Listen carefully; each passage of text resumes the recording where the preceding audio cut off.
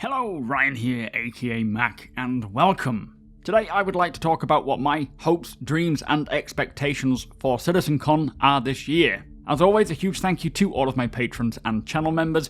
Thank you so much for the support, it is truly appreciated, and if you do enjoy my videos, please do consider subscribing and helping the channel to grow. So Citizencon is coming around fast. In fact, it is happening next month, 1 month away. And if you didn't know, Citizencon is the event in which we celebrate Star Citizen's birthday. Now, pre-COVID, Citizencon was a full-day physical event in which many citizens get together with Chris Roberts and the CIG devs just to celebrate its conception, but also CIG hold a number of panels from developers who show off much of their work, and usually there is a keynote and gameplay demo from Chris Roberts. Now, the keynotes often showcase a mission narrated by Chris Roberts and other members of the teams as they demonstrate various elements of Star Citizen's development, both current, near-term, and long-term, just to show where Star Citizen is heading. Now, due to COVID, the physical events were stopped a couple of years back. However, this year they are starting again, and it is in downtown LA in the convention center. Chris Roberts, CIG, and backers are once again getting together in person to celebrate the birth and continued development of Star Citizen. And although I have attended many Citizencons in the past, unfortunately I won't be going to this one, which is actually taking place over the course of 2 days, not to squeeze more panels in or necessarily for a big announcement, mostly to spread out the panels to make it easier for those attending to socialise a bit more, and not to miss out on the panels as they often overlap. Now, that is not to say that there won't be a big announcement this year, I really hope there is, but today I would like to run through what CIG are working on right now and thus what we could see at this year's Citizencon.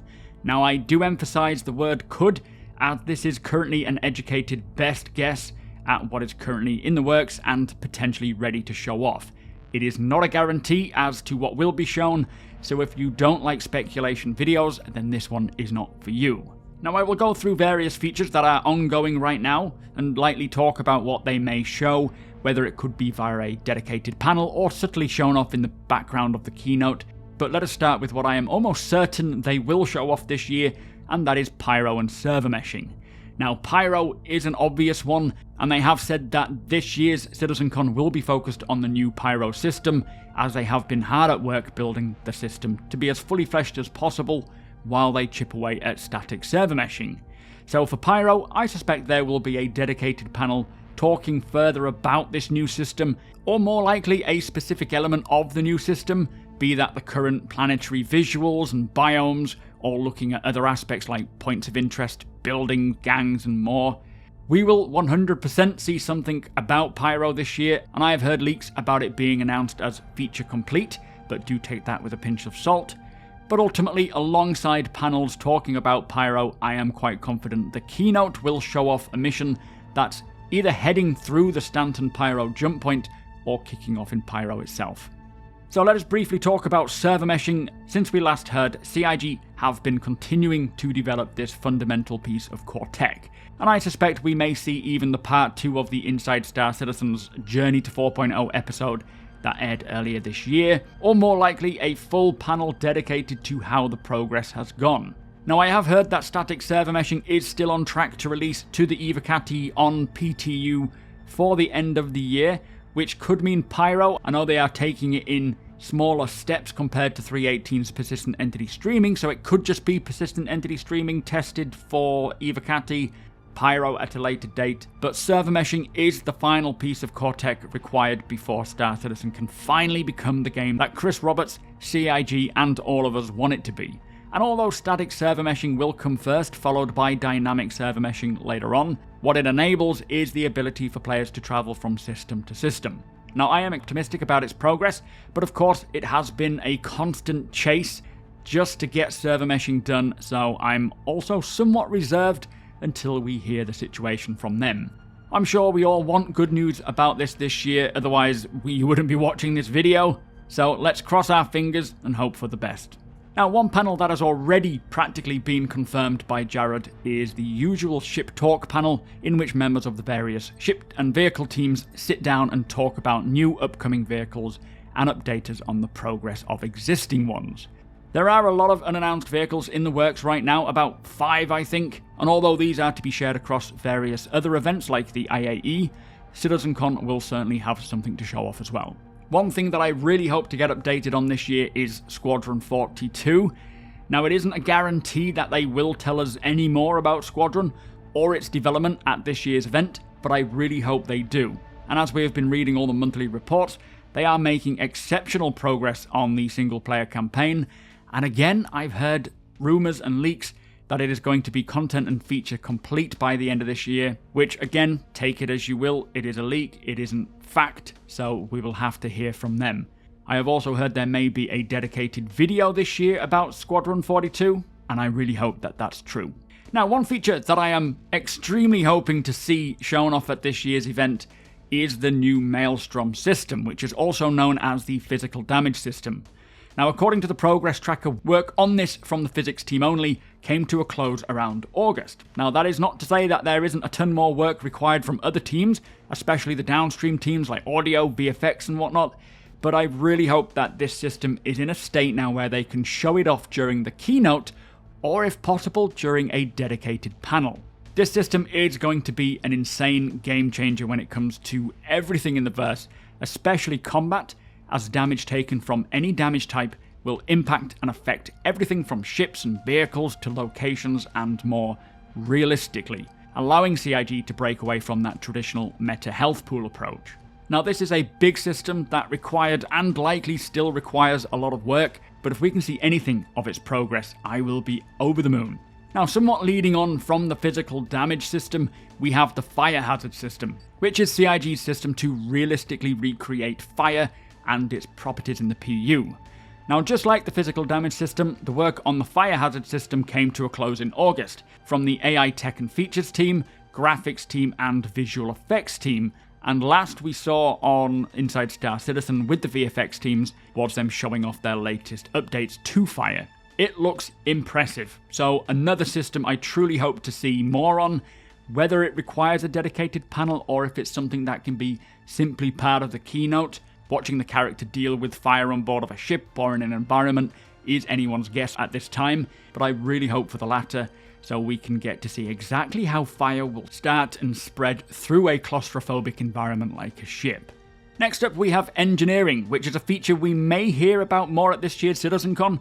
However, it was a dedicated panel at last year's, and we also heard a design brief detailing how the engineering system will work on an Inside Star Citizen earlier this year.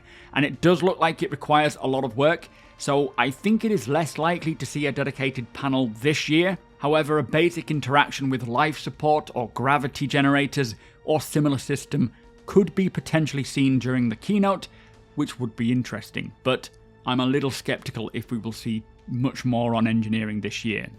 Now, a feature that has been in heavy focus for quite some time now is the new maps, which include the latest revamped star map, the local area maps, and mini-maps. In recent monthly reports, we have read how the star map is now already implemented into the Squadron 42 branch to be further fleshed out and polished, so I am extremely confident that we will see new updates in some fashion on the star map at this year's Citizencon. I definitely could see a dedicated panel of artists, UI members, and gameplay devs taking us through the process of building the new maps, and I really hope that this is the case, as it will allow them to show off all of the much needed new functionality. However, it could likely just be highlighted in a keynote, but such a significant update, if it is ready to show off, should rightfully have its own dedicated panel. Now, somewhat linked to the various map types are the updated radars and scanners, which will also bring a more detailed signature system. Not to mention, it was at last year's Citizencon that we first saw the progress on the FPS scanner, so there is a good chance that we will see a lot more progress on this system, and even incorporate it into the keynote for the main character to use. Another very important system that will really help us out in the verse when on foot or scanning for our potential bounty and tracing their steps, be that planetside or in space. Which leads me nicely onto the next potential showcase, which is Bounty Hunting version 2. This has been a prime focus for CIG this year to really push bounty hunting to the next level, and I mean way beyond what we have in the persistent universe right now. Expect much more detailed cat and mouse gameplay for bounty hunters, using various systems like informants, the air traffic controller, helping bounty hunters to track down their prey, while on the flip side, the criminals need the ability to cover up their tracks and stay off the radar. We have seen a lot of work on things like bounty admin offices, which are locations bounty hunters can go to pick up jobs, drop off captured bounties, or buy new equipment. They also have holding cells, so I do wonder if as the player, we will have the option to wait out our short sentence in a jail for if our crime isn't too bad, or if we will just get sent straight to Klesher. Also, the ability to restrain NPCs has been worked on significantly, even to the point where NPCs can call out to fellow criminals to come and free them. Now, the virtual AI work in regards to the quantum simulation should have progressed quite considerably now, since it was 2 years that we last sat down with Tony Zurevec to talk about it, and now that his team has changed from the Systemic Services and Tools team to the Economy team, might mean that the majority of his work on the quantum simulation is complete. So maybe the mission in the keynote is a bounty hunting mission, showing off all of these updates. However, a dedicated panel talking about bounty hunting and what's coming would be so cool. And talking of the economy and quantum simulation, we are due another update from Tony Zurevec regarding this whole system, as it is usually every 2 years we hear from him. And as mentioned, with his team now changing names to the Economy team, I think it is looking potentially rosy that some quantum simulation milestones may have been reached. In particular, the virtual AI service, which, as I say, will be needed for Bounty Hunting version 2. So I am extremely hopeful that we will get an update from Tony Zurevec this year, not just regarding the quantum simulation, but also the economy, as they have started working on this already, building tools to help them track and deal with things like cargo. And 3.19 did bring the redistribution of mineable resources and their values based on their sources and where they're found, so it is certainly kicking off. Now, the economy is going to be the backbone of Star Citizen's PU, driven mostly by AI, creating this supply and demand with prices of everything fluctuating based on that and the availability of natural resources. It is a major system that will take quite a while to get completed and balanced, but we should start seeing this system roll out with upcoming patches, and hopefully we will have that dedicated panel from Tony Zurevec this year. My fingers are firmly crossed. So another area of development that has been receiving a lot of attention over the last few years really are points of interest. Now, these vary greatly from new scrapyards, homesteads, gang hideouts, repair stations, the new underground facilities, those big ones, space stations like in Pyro, asteroid facilities and NPC settlements, many of these utilizing the new Rastar tool that looks to be approaching version 1.0, all of which will be added to their tools to help CIG create not just impressive solar systems, planets and moons, but also populate them all appropriately with the necessary locations for players to discover, or as mission locations as well. There is an absolute ton of new points of interest in the works, all ranging in scale, and I really hope to see progress on them all, or at least a few of them this year at Citizencon, or maybe just including a few of them as mission locations for the keynote. Now, in a similar vein to points of interest, building interiors was a mandate that I think got put on the back burner until recently. Cannot remember why, but this mandate involves building out the interiors of many of the landing zone's buildings to act as locations for various reasons, from corporate offices, industrial manufacturing, gang locations, commercial spaces for businesses or shopping, even communal spaces for players and NPCs to gather and hang out, and more importantly, player housing.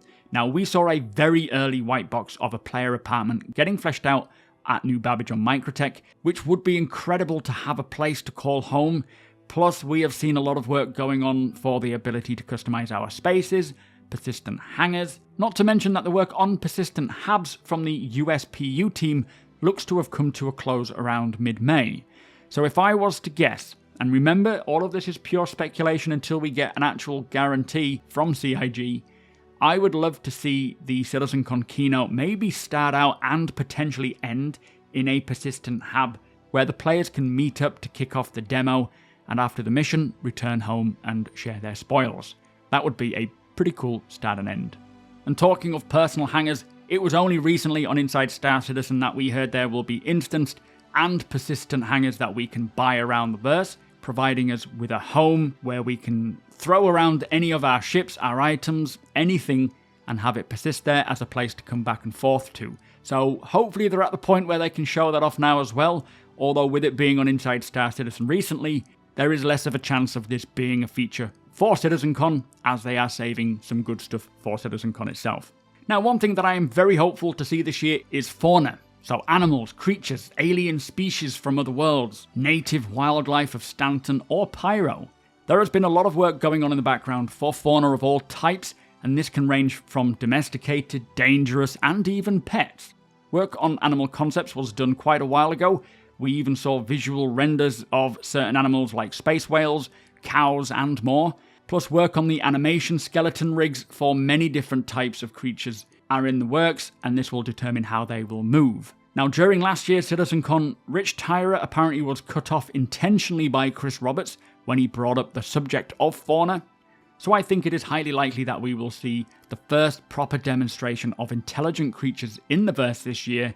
And again, a dedicated panel will be perfect if they have something fauna to show off, and I think they would want to present it via a panel from the various team members who work on them, but even as background elements in the keynote as they move through Pyro would be pretty epic as well.